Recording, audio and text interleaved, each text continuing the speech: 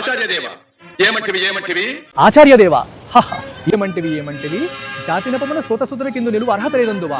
ఎంత మాట. ఇది క్షాత్ర పరీక్షే గాని క్షత్రియ పరీక్ష కాదే. కాకూడదు, ఇది కుల పరీక్షే అందువా. నీ తండ్రి భరద్వాజుని జననం ఎట్టిది, అది జుగుప్సాకరమైన నీ సంభవం ఎట్టిది. మట్టి కుండలో పుట్టిదివి కదా, నీది ఏ కులము. అంత ఏలా అస్మత్ పితామహుడు కురుకుల వృద్ధుడైన ఈ శాంతనవుడు శివసముద్రుల భార్య అయిన గంగా గర్భంను జనించలేదా. ఈయనది ఏ కులము. నాతో చెప్పింతివేమయ్యా. మా వంశానికి మూలపురుషుడైన వశిష్ఠుడు దేవవేశ్యగు ఉర్వశీపుత్రుడు కాడా.